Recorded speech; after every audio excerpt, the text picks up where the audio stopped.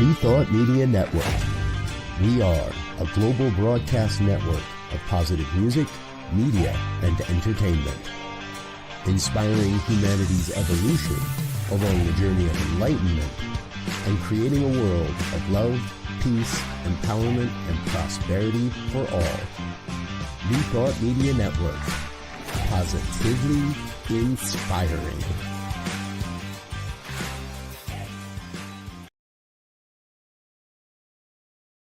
Welcome to Girls Behaving Metaphysically. Your hosts are two girls who believe that life is awesome, that laughter heals, and that it's possible to find deep spiritual insights in everyday experience. Here come the girls. It's more than practical. Here come the girls. Way more than merely factual. If you want to know the secrets of a life that's free, listen to Girls Behaving Metaphysically. Listen to Girls Behaving Metaphysically.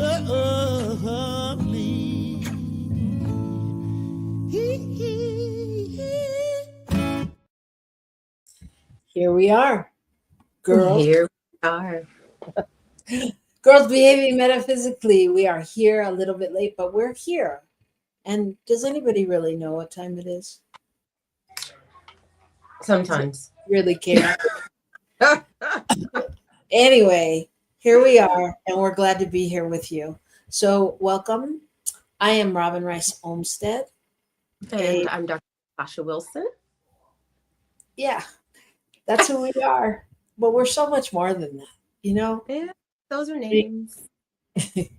So welcome. If this is your first time, please like us and share with your friends and let us know what's happening where you are, so we know who we're talking to out there.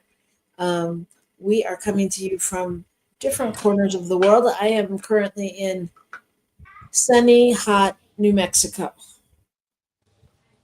And I am in Brisbane, in Queensland, in Australia. And it is Friday morning, and you probably hear my daughters. They're still getting ready for school. We don't hear anything. Oh, good. That's the way computers are these days. They block out those sounds we think they hear. It's a great thing. Mm-hmm. So we're so happy you joined us. We like to talk about how everything, see the metaphysical in everything. And sometimes it's challenging, and sometimes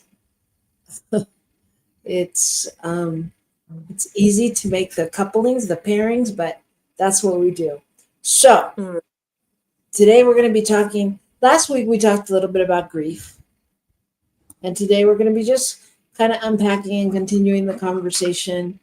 And we're going to have a guest next week who uses grief in her creativity.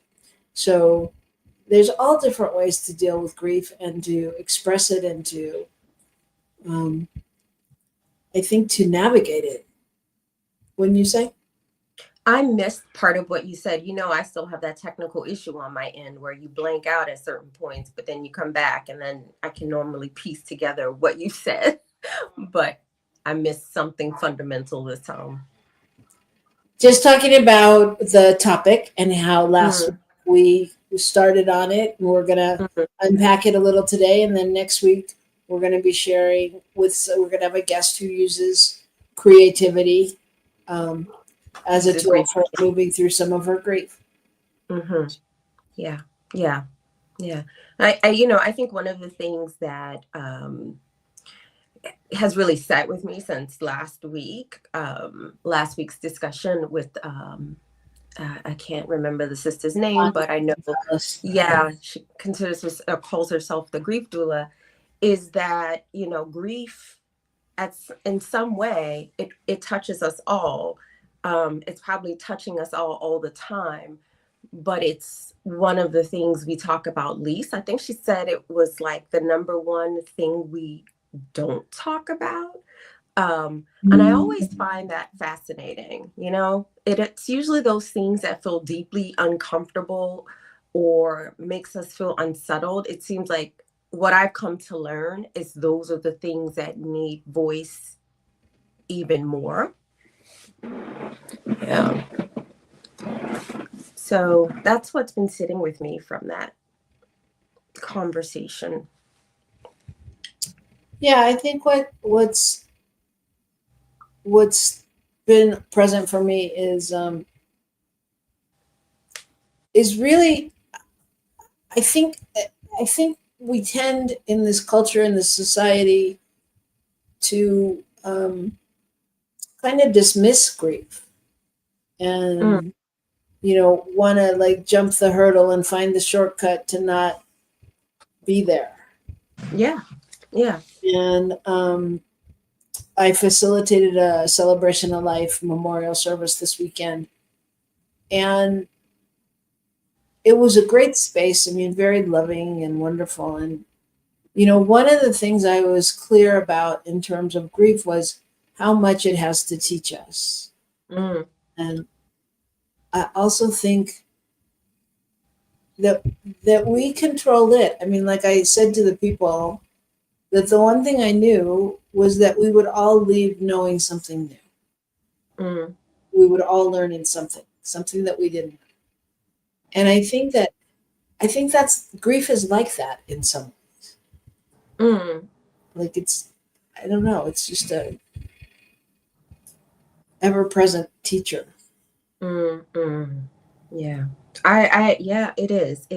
And I think about how you opened up in terms of talking about, what you attended as a celebration of life. So where I'm from, New Orleans, Louisiana, we have a special way that we do what we call homecoming, right? And people die.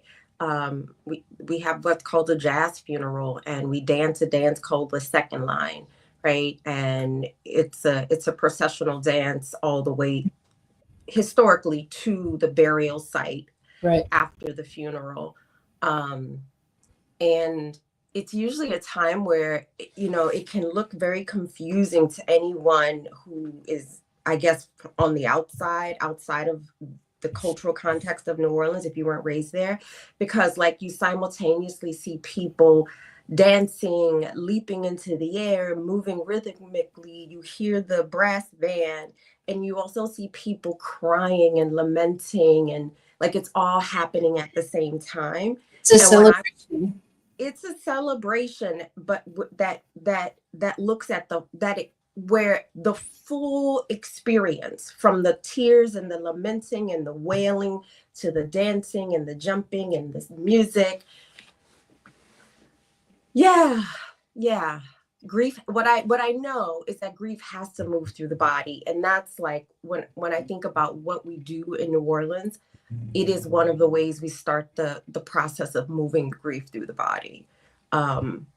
Yeah. So, anyways, that just came up to me when we're thinking about talking about grief and you being at this celebration of life ritual.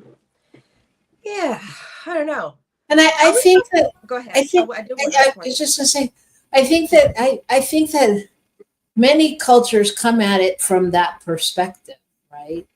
Like more of a celebration of life. So it is more of a festive thing, more, and I feel like that's kind of what our culture, American culture, has moved towards, in even just calling it a celebration of life. And granted, some people don't do that. Some people do funerals. But right, I mean, and that's what it's about, I'm sorry. The way you said it, some people do funerals. Right, but I mean, you know what I mean. It's like, it seems like now more and more people are able to say, I want to honor this person. I want to celebrate them. Yeah. And I will say, in terms of grief,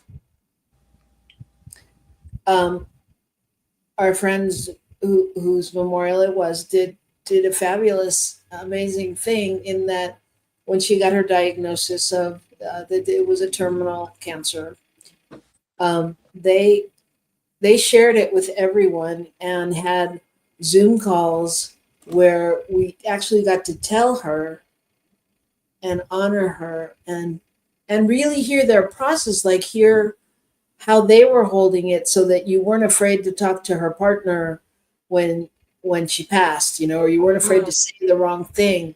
And it was really it was very giving, and I think it gave everybody just kind of more of a settled feeling, because you got to do what you needed to do.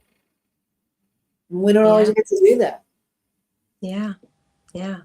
Maybe collectively we are changing how we look at death, dying, loss, and grief. Oh, you got the cards. I was going to ask the question. I was like, are we pulling cards at all this morning? Oh, well, this morning for me. I am shuffling cards. One fell on the floor, though. Okay. Well, I think it's meant for us. You think so? We can also consciously pull. All right. All right. Tell me when you want to pull. And meanwhile, I'll get the other cards. All right. Now sounds good. All right. This one says, loving from the inside. Loving from the inside. And it says, it is a blessing to give myself the gift of my own presence. Well,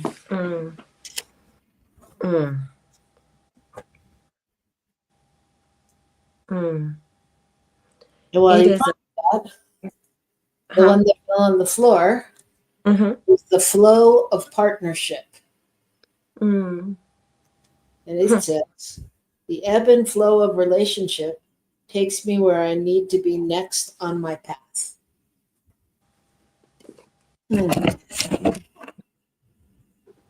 Interesting. I think they're interesting paired together. Yeah.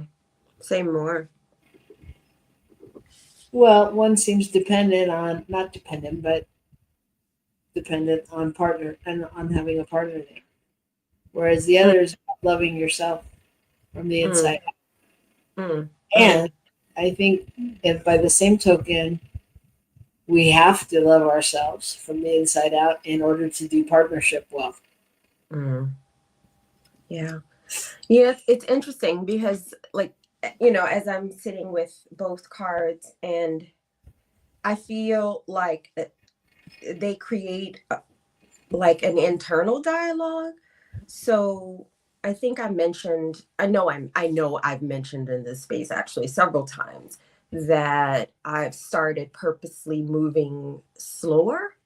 And even when I catch myself rushing, I sort of just try to pause and ask myself, what am I believing in this moment?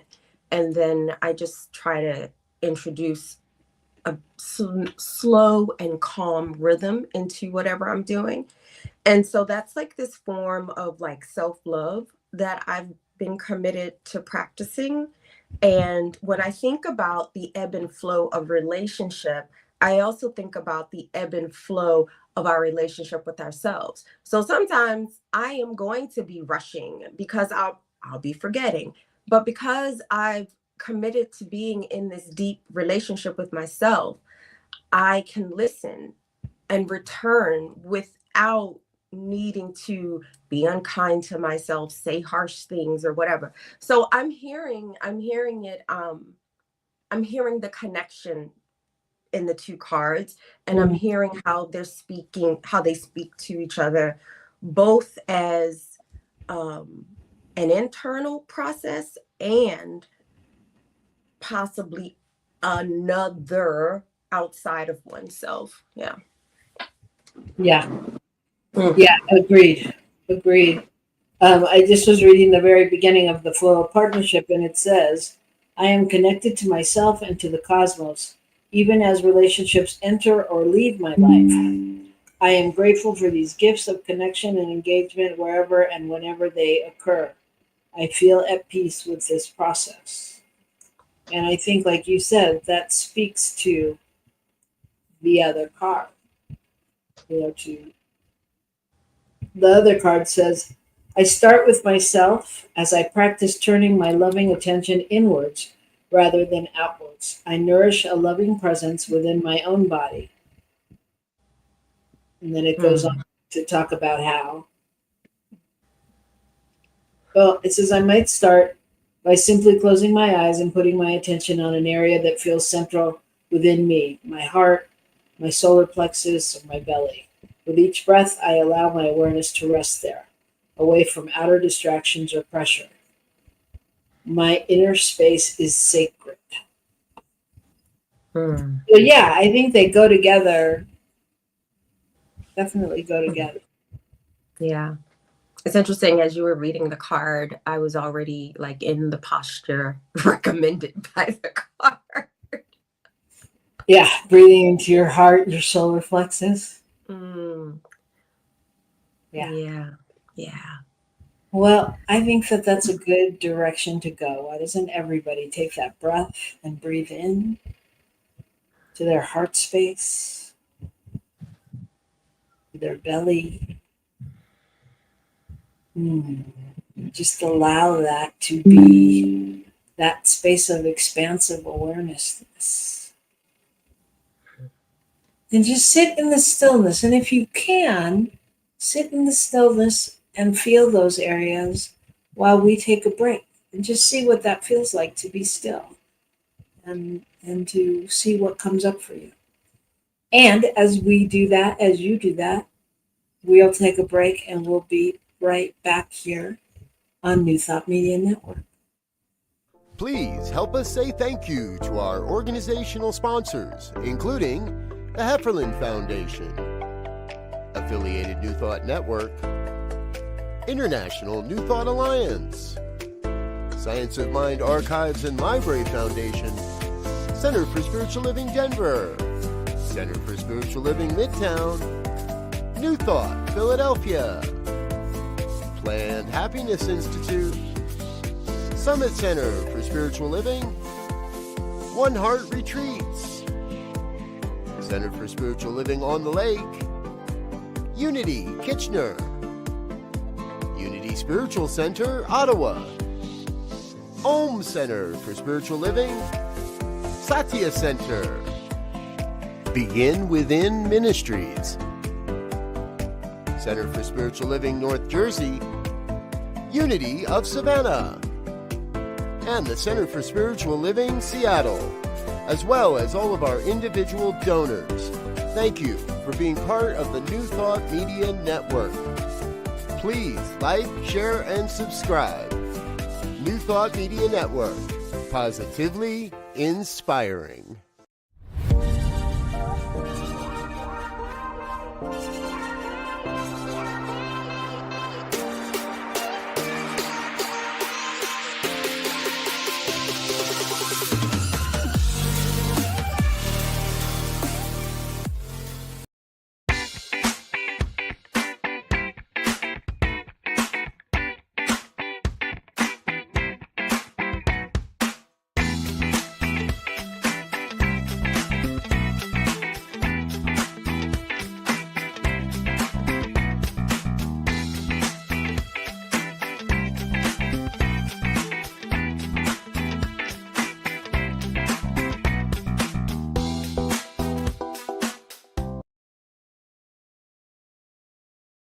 Welcome to Girls Behaving Metaphysically. Your hosts are two girls who believe that life is awesome, that laughter heals, and that it's possible to find deep spiritual insights in everyday experience.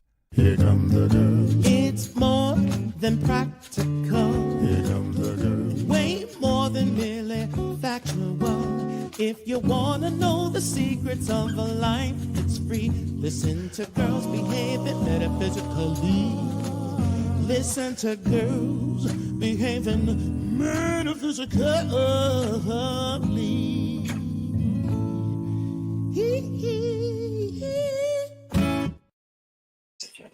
Hello, we're back. We're back.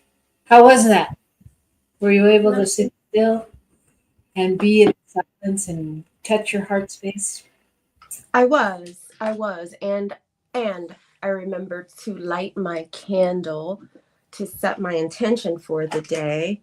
So I've really come to look forward to these Friday mornings with on the show because I do the show before I start work, and I find that it really helps me arrive with more presence. I clearly need another lighter. I think I have matches, but they're in the other room. Anyways, so You just have to send your inner spark to it. I know I really wanted to light my candle. Yeah. Oh well. I have matches. How are you? How was that for you? This sitting. It was okay. It was hard for me to stay still. Go figure. So yeah, so it seemed like last week brought up a lot of stuff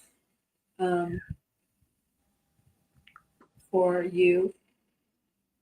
You and Bonnie were having great conversation. Yeah. What's the question? You dropped out again. You know that thing that happens. So sometimes I didn't really ask a question. Oh, okay. Honestly, my mind. So sometimes I can hold my attention really well, and then sometimes I'm a bit like a dog. It's like squirrel. Anyways, and then I'm off thinking about something else. And sorry. So I was thinking about. I took my twist down, and I love my coily hair. It's so nice. I really like it. Anyways, that's literally what I was thinking. Okay. And this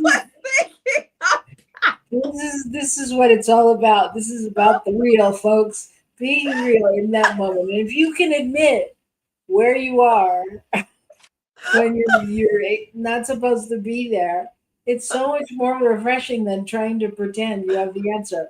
So I know. Look, I have my spaceship. Look. I have my spaceship earrings on today. My spaceship earrings. So maybe I'm holding space for the part of me that can be kind of flighty, actually. I don't know. And weird. And quirky. But, here in New Mexico, we're very close to Roswell, which is where all the alien action happens. So there's all kinds of merchandise with spaceships and aliens and all kinds of opportunities to buy. Look, I'm here for the aliens. Like seriously, like please make yourself known. Help a human out. Drop on in. So why don't you say a little bit about why you wanted to continue this conversation and what's important to you? Yeah, I mean, one, I think Bonnie pointed it out, right? Like it's the one thing that people don't want to talk about. Two, I'm tend to drawn to those things that people don't want to talk about. Like, why now that I'm going through menopause, I'm finally getting boobs. Nobody talks about that, but you know what I mean? I'm finally getting boobs when I don't need them. So there's that. So I like to talk about these things that people don't like to talk about. And then, the other thing is I've had I've been grieving my nephew in particular, and the way my nephew passed. I've really been in the throes of grief over the past year, so yeah. So anyways, so for me, and this time, with this particular loss of my nephew, it's been the first time in the experience, because I've lost, I hate to say it, but several young men in my family, young, but this is the first time that I've been so far away. It is the first time that I feel like I've kind of gone inward instead of being more outward. Like I was, there was a part of me that was trying to continue my regular rhythm of life, dancing, learning how to dance, moving into the space of possibly teaching more dance. And so I was still trying to move in that way. And there came a time where like I just didn't want to leave home anymore. I was canceling seeing people, and I've just become, my world has become very small with this particular experience of grief. And I had a friend invite me out to go to the market, I think next weekend, and I was like, I'm not ready. I'm just not ready to be around lots of people, lots of sounds, lots of stimulation. I feel like I'm in the way this grief is shaping or taking shape is that it really is moving me into something more still, more steady, more present. And I think that's both the pain of grief and I think the gift of it, because the gift of it is forcing me to slow down and pay attention to what really matters. So that's why. Well, I think that's interesting. I mean, I think because you are talking about different facets of grief, right? And like, so I'm curious as a therapist, what, you know, there was a question in there about navigating the grief and, you know, like, how do you know, or is there a way to know, or is this possible when you've been in it too long? Like, I hear you and I hear what you're doing, and, you know, I know different steps that you've taken, and there's progress, there's advancement, there's letting go, there's different things. But I know other people can get stuck and totally turn away or walk away from situations and then not be able to get back into like a groove. Get back into what? Get back into, some kind of normal groove of life, I would say that where the grief isn't the driving factor.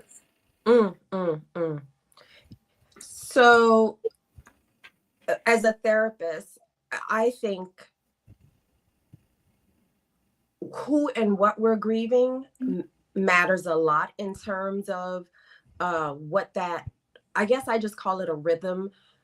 I think the thing about grief is that it changes you forever. And I think that is the thing that is hard for us to accept. I don't mean we're lamenting all the time forever, but there is also complex grief. There's also bereavement overload, which is something I think I definitely was dealing with at one point. But I think if we can move with grief, with acceptance, if there's a way we can pair those two experiences, I think we I was going to say we bounce back. I think we're deeply resilient, and I think grief can but contribute to our resilience.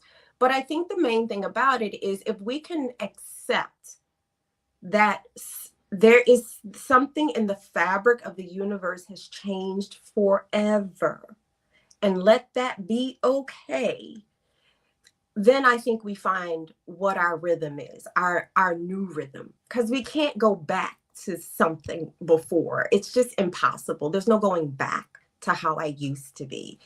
As a matter of fact, I'm not even interested in it, right? But what I can do is through deeper acceptance, the more and more I allow myself to be where I am, to name that I'm grieving. That's the other thing. I think, when I started becoming very insular and sort of pulling away from lots of social things, like I wasn't very forthcoming that I'm really sad, or I'm grieving, or I'm missing my family, or I didn't say it, but now I say it more. And so I feel like I'm coming to understand what my new rhythm is, Right.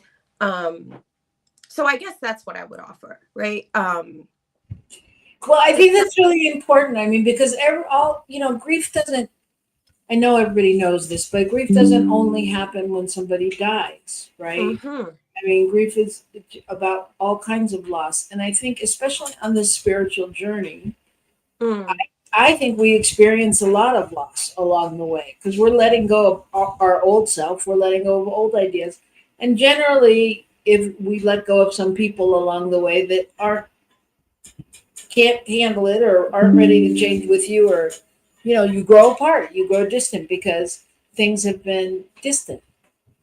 Things have been different. And yes, I did lose my train of thought based on my husband walking out of the room. So there you go. Damn it. I thought I was more professional than that. Well, I really thought he was more professional. I wouldn't walk out of the room. But anyway, enough about me. But you know what I mean? I remember like when I was first starting classes and training and things at Agape, and I remember just friends that we didn't talk as much because we didn't have the same things in common anymore, because I didn't want to, sit there and watch Jerry Springer or talk about somebody else's, baby mama issues, or, and so, yes, I lost a significant piece of what had been, but I was also very happy to be moving in a different direction. And I also miss that connection. Mm. You know what I mean? Mm-hmm. Mm-hmm. Yeah, no, I do. I really, really do. I really do. I feel, yeah.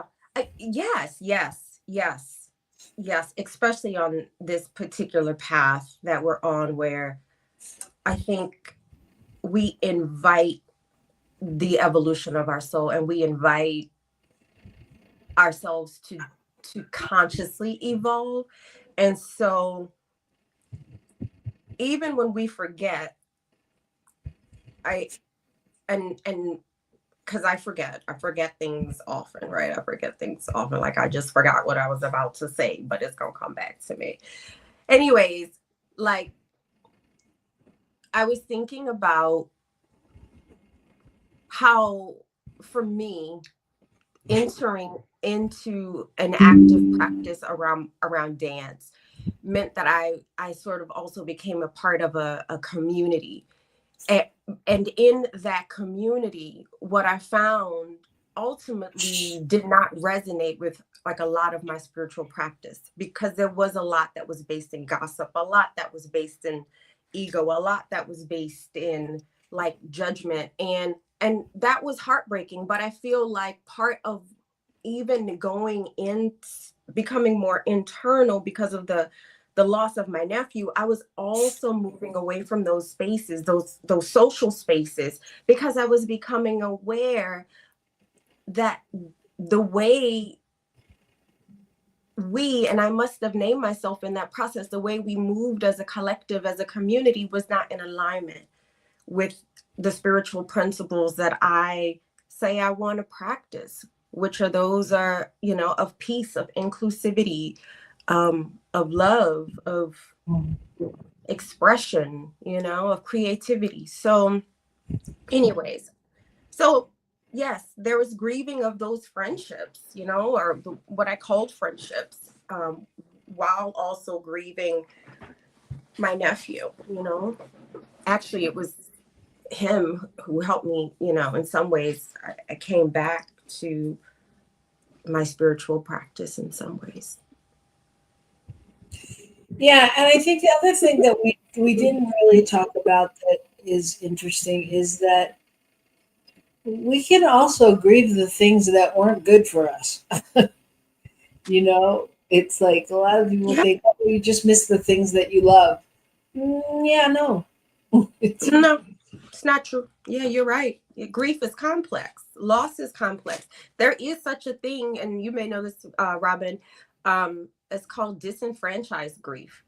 And that's the type of grief we have when there isn't a culturally recognized sort of ritual or practice or even naming around a loss.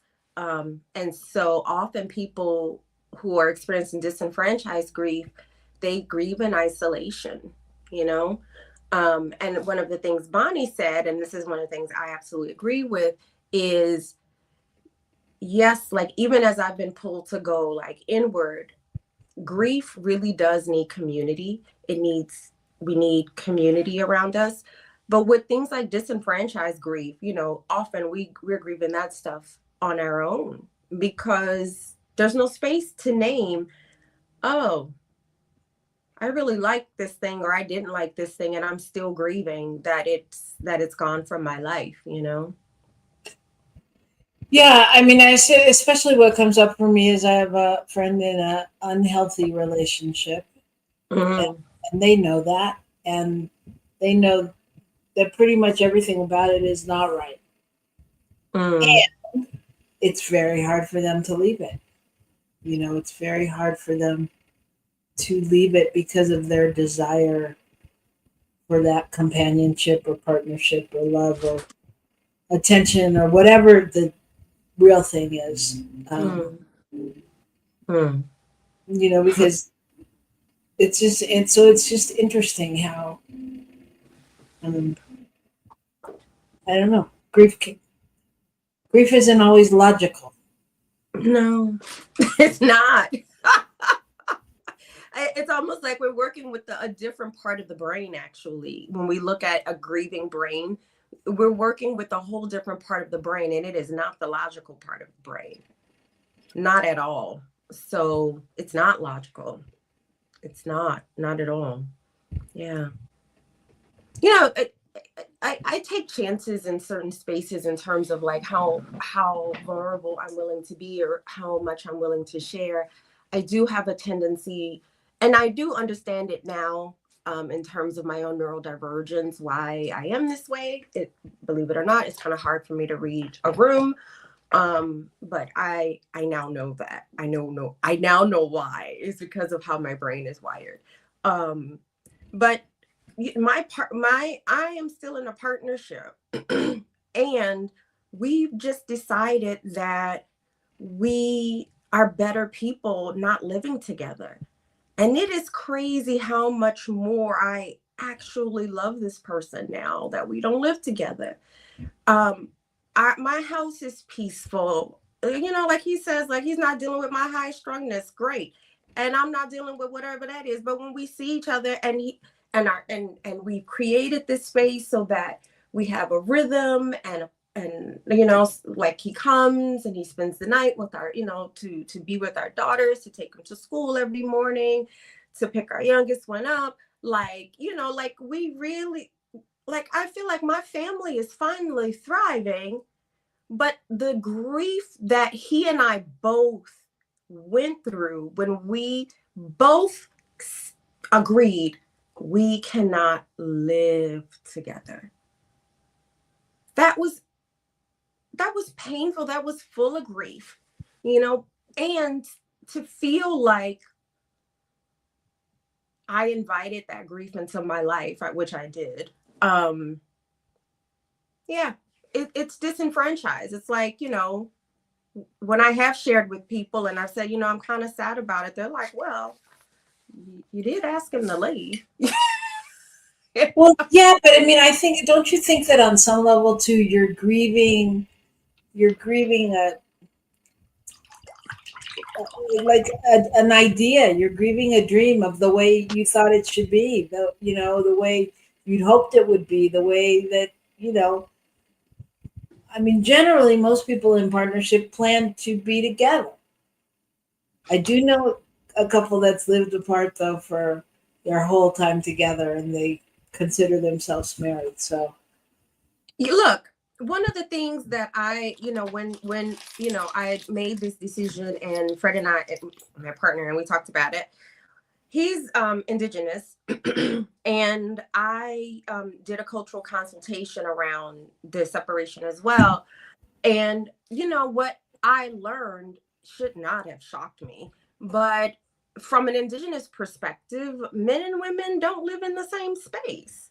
There's men's spaces and there's women's spaces. And then it got me like, oh yeah, I'm an anthropologist. like this is a part of our human history. Often women lived in women's spaces and men lived in men's spaces, and children were usually raised by the female members of a family, and the relationship with the partner, was intact, but it was never was it like they lived together. Do you know what I mean? Even though they raised their kids together in the community. So yeah, I don't know. I feel like, yeah, part of the grief too was I had been trying to live according to the conventions for so long around relationship. When I say, I mean the Western cultural traditions. And I always ended up getting divorced. So there was something in me. I was like, look, I must love being married because I keep doing it. Second, but there's something here that is telling me I probably need to be doing it differently. And there was grief around that. But it was, again, a form of disenfranchised grief, grieving what I was supposed to want, knowing deep down, like, I think this may have always been what I wanted, exactly what I'm having. But it took a long time to have the courage to like give it to myself. And there is grief in that. Yeah, I think so. So we've discussed those kinds of grief. I also think that the grief, that a general grief that is experienced by many is just the grief of losing a dream. Like when you think you're going to be whatever, a doctor, a rock star, anthropologist, whatever. And you never get there, or you let it go, because you have to make money doing something else, and you never get to follow that passion. And I mean, I think, I think it's the human process that we all go through it in some way, even if it's a little thing. I mean, even especially as kids, just when you don't get to do what you want to do, Yeah. No, can I say, okay, neurodivergence coming up right now. I am serious when I say I do not understand why it is I have finally developed boobs. And there is a grief in me because when I was younger, I wanted them. I wanted them so bad. And now I have them. Yeah, I get that. I mean, I think that, we... Go ahead, you froze. That's okay. I'm just saying there's a grief there for a young girl who really wanted breasts. And they come, one, when she's pretty sure she doesn't want to reproduce or not even thinking about it. And like, two, I wear t-shirts and big baggy stuff all the time now. So what's the point? Anyways. So what is that about? You weren't specific enough to get them earlier. Yeah, I'm saying there's grief there. Yeah. Yeah, there was this young girl in me who grieved for this thing that I'm having as an older woman now that I also don't want, but it is. So how do you turn that into a win? How do you turn that into a celebration? How do you neutralize it or whatever? This particular phenomenon? Well, you brought your boobs back up. What can I do? I guess get a breast reduction, huh? Really? Well, you asked me how I turn it into a win. It's hard to exercise with these things. Like, I'm just like not used to it. I understand. I've spent my life with the boobs, so I get it. But I mean, I want to know really, without like breast reduction or whatever, like how do you integrate things that may have caused you grief? I mean, not only your boobs, but other things as well, like I mean, obviously, losing a person is the big thing, but even like losing pets and losing, how do you incorporate that? How do you move through the process and really make it a healthy? I want to say happy, but I don't really mean like, woo, happy. I just mean, I mean keeping it real and yet being able to see the benefits or the positive or. Yeah. Well, when it comes to my boobs, I don't see a positive right now. But when it comes to something like losing a pet or, you know, I think it's the same thing. There's acceptance. I think acceptance has to be at the center of the experience, like not pushing away anything, right? Like meaning emotionally, not pushing anything away. I lost a cat. I lost a cat in a house fire. And I think I told you that almost 12 months after I lost my brothers, and I grieved my cat because my cat she was like my best friend. Like literally, that cat lived with me in New Mexico. Like she's from New Orleans, like me, but we moved to New Mexico. We traveled to California together. She moved out to Boston with me. And then that's where she died. So like she was literally like my road companion. Not, how people put their dog and their dogs are, No, my Sookie, she would climb right up on the dashboard thing and just chill on our road trips. She was the best. She was the best. And so the way I just accepted. I am grieving the loss of this being, and I'm grieving how I lost her. Yeah, I think there's something about acceptance that's the key to grief, and not pushing away. Well, I think acceptance is good. I mean, and I think, that can be enhanced via journaling and really, if you have someone to talk to about it, talking through. And I also think, celebrating the cat or the person or the thing, like how great the time was when you had that. So really acknowledging. Yeah. Acknowledging your why you're so sad. Yeah.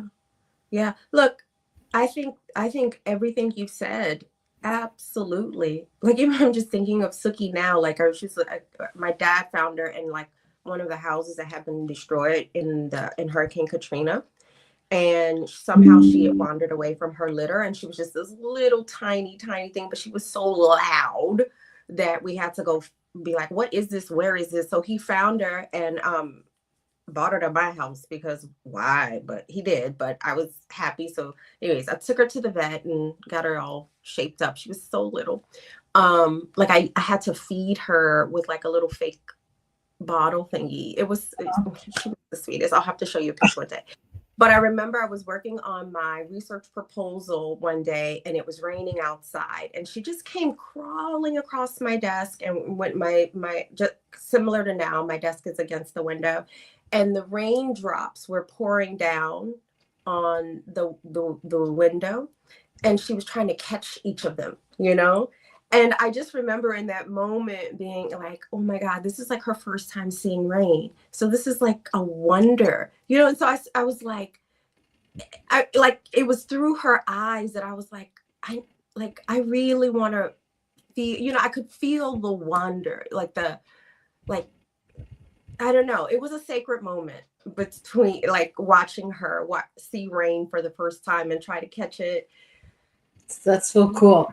I mean, and I think, but what you're speaking to, I think that that's a great thing too, to actually help move you through it, is to recognize those gifts. Like, what are the gifts you got?